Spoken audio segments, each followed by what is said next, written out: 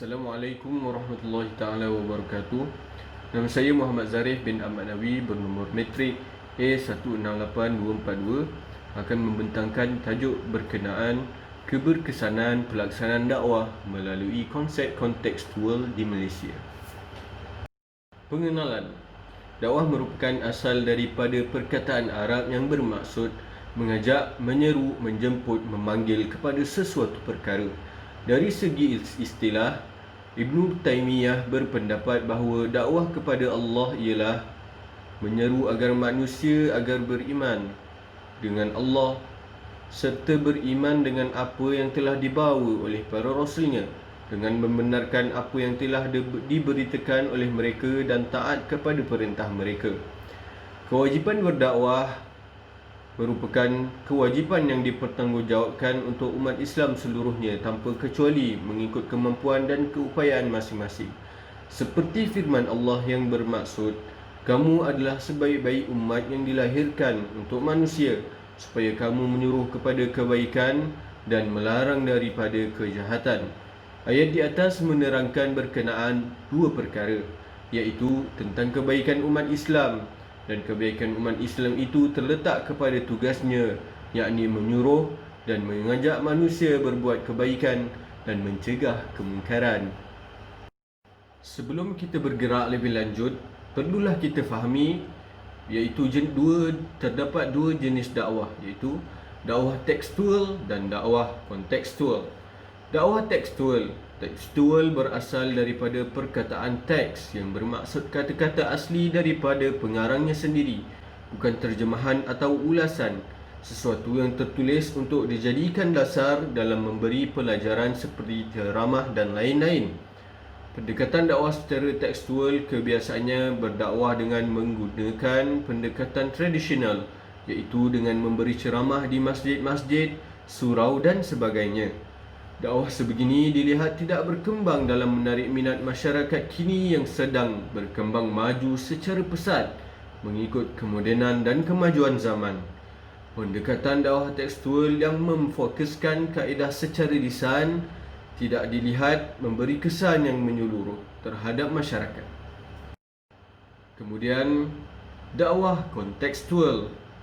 Dakwah kontekstual. Kata kontekstual bermaksud berkaitan dengan atau menurut konteks, manakala kata konteks menurut Dewan Bahasa dan Pustaka bermaksud keseluruhan keadaan atau latar belakang tertentu yang mempunyai kaitannya atau dapat dihubungkan dengan sesuatu.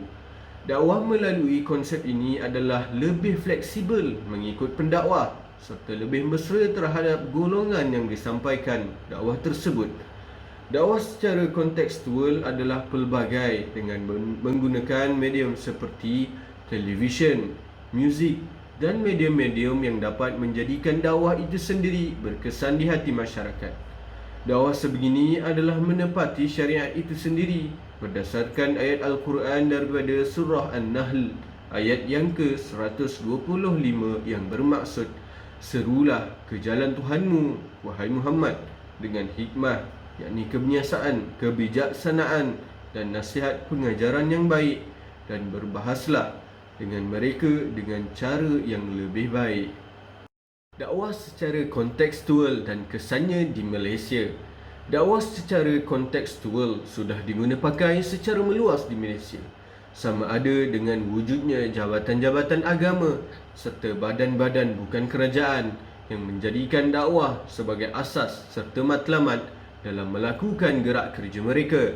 Selain itu, dalam bidang politik, hiburan, pendidikan dan lain-lain juga telah disyuburi oleh para pendakwah dalam menyebar luas lagi ajaran Islam.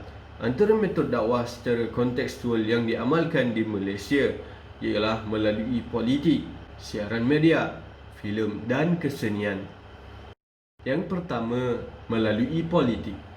Antara parti politik dominan yang menjadikan Islam sebagai asas ialah Parti Islam Se-Malaysia ataupun lebih dikenali dengan nama PAS.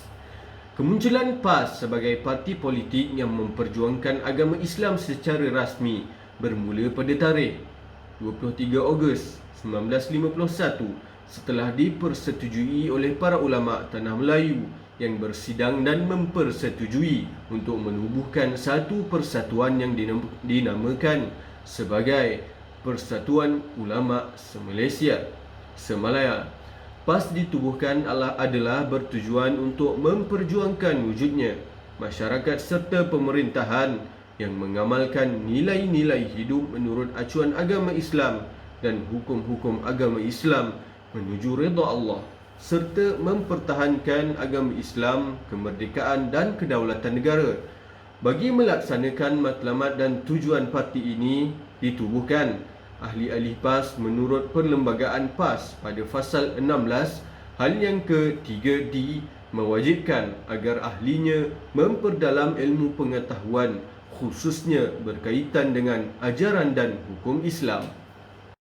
PAS dengan kerjasama Angkatan Belia Islam Malaysia yakni ABIM telah mewujudkan prasekolah yang berlatarkan pendidikan Islam buat golongan kanak-kanak dengan nama Taman Asuhan Kanak-kanak pada tahun 1980-an. Pada mulanya, pasti hanya diwujudkan beberapa buah negeri sahaja. Namun, pasti telah berkembang ke seluruh negeri di Malaysia dengan jumlah keseluruhan pelajar pasti pada tahun 2016 adalah seramai 108,619 orang di seluruh Malaysia. Antara usaha lain yang PAS jalankan dalam peringkat yang tertinggi ialah dengan mengusulkan pindaan kepada Rang Undang-Undang 355 yang telah dibentangkan oleh Datuk Seri Haji Abdul Hadi Awang yang merupakan Presiden PAS pada 26 Mei 2016. Cadangan pindaan yang telah dikemukakan oleh PAS adalah untuk meminda Akta 355 bagi meningkatkan hukuman yang dikenakan oleh Mahkamah Syariah kecuali hukuman mati. Jumlah hukuman yang dikenakan akan ditentukan oleh Dewan Undangan Negeri. Walaupun usul ini mendapat reaksi negatif daripada pelbagai pihak dan masih lagi belum diperbahaskan secara mendalam di Dewan Rakyat, ia memberi pendedahan secara meluas kepada rakyat untuk mengambil tahu sedikit sebanyak berkenaan dengan hukum jenayah dalam Islam. Yang kedua ialah siaran media. Teknologi masa kini dapat digunakan dalam menyebarluaskan dakwah Islam dengan lebih efektif. Melalui penggunaan media, pelbagai keperluan semasa umat Islam dapat dicurahkan oleh umat Islam itu sendiri mengikut citarasa kontemporari yang sesuai dengan ajaran Islam dan yang sentiasa menjadi pilihan alternatif umat Islam sekarang. Penggunaan media dalam Islam seharusnya lebih menekankan konsep tauhid dan menjadikan Islam sebagai acuan hidup buat manusia. Peranan media dalam Islam mesti menonjolkan prinsip yang selari dengan ajaran yang telah ditetapkan oleh Islam. Di Malaysia, antara stesen televisyen yang memfokuskan penyebaran maklumat serta dakwah Islam ialah TV Al-Hijrah. Antara objektif penubuhan TV Al-Hijrah ialah sebagai sebuah stesen yang menyatu padukan ummah serta memupuk perpaduan masyarakat majmuk seperti yang dianjurkan Islam. Sebagai sebuah media yang merangsang dan menggerakkan ekonomi ummah mengikut acuan Islam. Yang ketiga, untuk memperkenalkan kepada masyarakat majmuk akan Islam yang menarik, cantik dan indah serta Islam sebagai cara hidup.